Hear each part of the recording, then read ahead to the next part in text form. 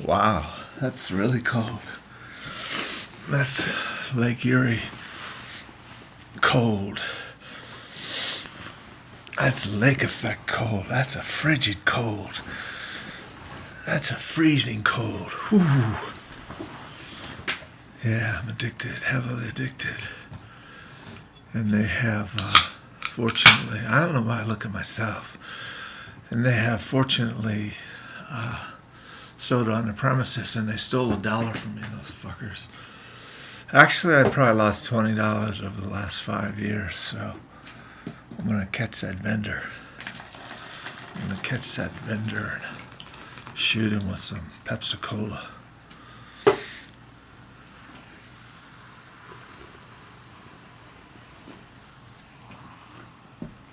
I know I've done mostly poetry, but making some connections and moving in another direction. Moving in a whole another direction. I had a picture of my mom out here, my favorite shot. Here it is. No, this is Grandpa Luther. Here's my inspiration. Gladiolus growing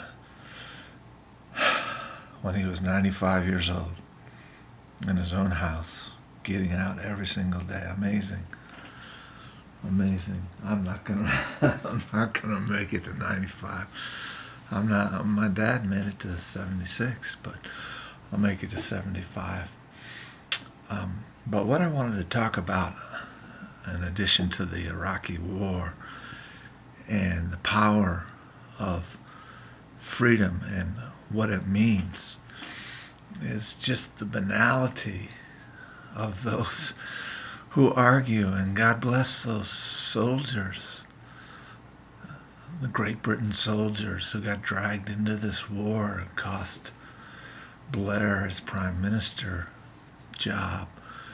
And the Australians were there too, and the Iraqi dead, and what an incredible trap to be in, coming home from that, and you've got concussion. And they say they can keep you on the battle. If you can stay alive for 5 minutes on the battlefield, they can keep you alive forever.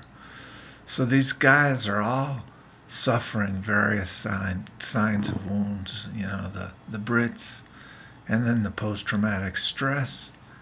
The cost was so much more than what it was calculated as being. And 3 trillion is the number that I've seen in different studies and different journals, and the Lancet Journal, CNN, and several others confirm the numbers of Iraqi dead. There's a group on the ground right now that's been there for a long time confirming the number of Iraqi dead. Well, why talk about it? Well, I never thought we'd have another Vietnam, so why talk about that? Well, we've got another Vietnam, and we, after all these years, are responsible. We're responsible for what happens in Iraq, and no one seems to care. And this is the biggest thing that pisses me off at the religious right. There's a guy selling books. He sells millions of books, and now he's begging for money online for people who watch his videos. Well, send me some fucking money. And because the videos are so profound, it's this very simple kind of juvenile faith that he proposes. But the religious right, there's just so much blood on their shoulders. And I don't even identify myself as a Christian. I simply identify myself as someone who tries to follow the New Testament teachings of Jesus, you know, and afterlife, going to heaven. But I just was so irritated by this guy. I'm not going to name his name, but he had a book on the bestseller list next to Notebook or something in the Notebook, and was all excited. And now suddenly there's a snafu with the royalties, and he's begging for money online again. You know, it sickens me. If you want to beg for money to give to the Iraqis. Give to the British soldiers who have brain concussions for life, damaged. The American soldiers.